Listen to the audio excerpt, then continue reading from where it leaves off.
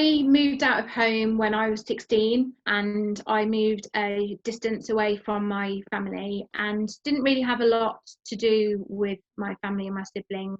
Obviously, life gets in the way. Siblings start getting to an age where they start going out and they start working.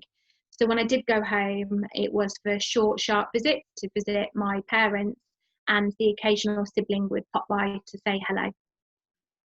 My sister Chelsea was a lot younger than me. There was 14 years difference between us, and she was an amazing young girl. She was kind, she was empathetic towards other people, she was extremely clever, but she started to struggle with her mental health.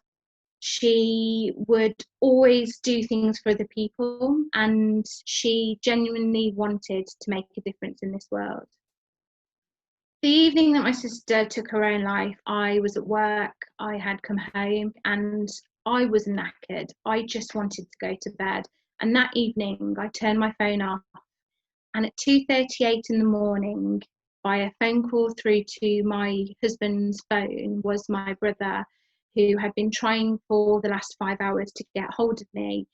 And he passed the phone over to me, and the simple words were, "It's Chelsea, she's gone." So I said, "Gone where?" Thinking she had run away or she had gone to a friend's house and we didn't know where she was. And he said, "No, Melanie, it's Chelsea, she's gone." I knew she was struggling. I knew she self-harmed. I knew that she was having general teenage troubles with her friends and a young lad. Never in a million years did I think that she would take her own life.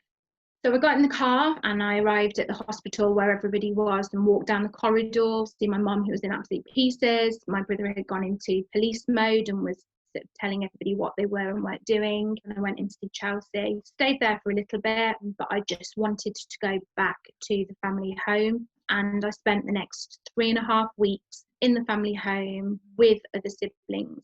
A lot of adult siblings had all descended back to the family home. I was 26. It's the longest I spent with any siblings since I was 16. And we spent the day and the afternoon sitting around the chimney and having a chat.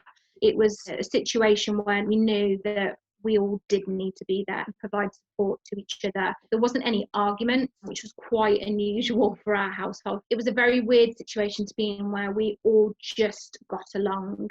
Spending evenings sitting around the campfire, talking about Chelsea, talking about the good, the bad and the ugly, and actually processing that grief. I think it was something that actually, I think, bonded us as a family together in that period. Previously, I'd read a newspaper article and someone had taken their own life and it was sad, and I'd turn the page and I'd carry on with my day. Now it actually has a deep impact. I think about the family that have been bereaved. I think about the pain that that person must have been in when they took their own life. It's something that takes time to process, and time really does help, but it's not something that someone will ever get over. So we need to bear that in mind when we are looking after our community and each other. I've got the legacy of Chelsea, is the fact that I get to do something every day that makes a difference to other people. Her memory lives on through the work that I do, working in suicide prevention. And I now provide support to people who have been bereaved, provide support to people who are thinking of suicide. And I have helped to try, where possible, to make sure that no family needs to be bereaved by suicide. And if a family is bereaved by suicide, that they know that they're not alone.